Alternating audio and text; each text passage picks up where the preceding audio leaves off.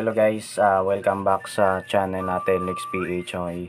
So for today's video guys, meron ako sa inyong ituturong tutorial kung paano nyo masolusyonan yung pagkakaroon nyo ng lag or frame drop dito sa Mobile Legends, especially sa mga naka-low end devices dyan. Okay. So ito guys, madali lang yung tutorial na i-share ko sa inyo ngayon. Bali, gagamit pala tayo dito ng application na kung tawagin na Unspeeder, okay. So, pwede nyo to guys i-download sa Play Store. I-search nyo lang po siya or ilalagay ko yung link ng app na to dyan sa description sa ilalim ng video na to. Okay, para ma-download nyo po siya. Then, after nyo siya guys na ma-download, open nyo lang po yung app. And, itong application na to guys, napakadali lang at napakasimple lang gamitin ito. Wala na po siyang ibang settings na isa-set nyo. Kumbaga, kapag na-download nyo na po siya, diretso na po yung paggamit nyo dito, okay. At ang kagandahan pa ng application na to guys, magno-notif yung application na to kung halimbawa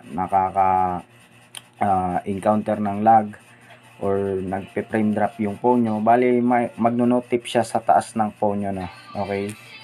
So papakita ko sa inyo guys. Okay, so ang kagandahan nito guys, may lalabas po na notification na kapag may ganito na mag-notif sa taas ng phone nyo. Ibig sabihin yan, kailangan nyo na pong i-run yung Unspeeder para ma-fix niya po yung lag na nangyayari sa phone nyo, okay. So, mapupunta kayo dito guys kapag may ganung notif na magpa-pop up sa taas ng phone nyo. Tapos, i-go nyo lang po siya. And then, wait nyo lang to guys na mag-initialize. Kasi, ino-optimize nito guys at the same time yung performance ng phone nyo, or pinapalakas niya guys yung performance ng phone nyo.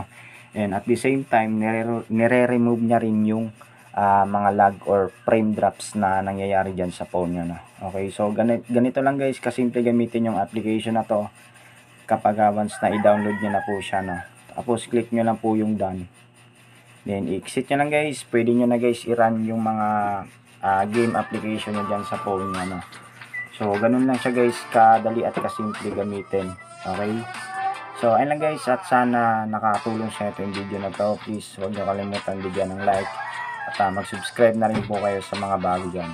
So, ayun lang guys, at maraming salamat po. Peace.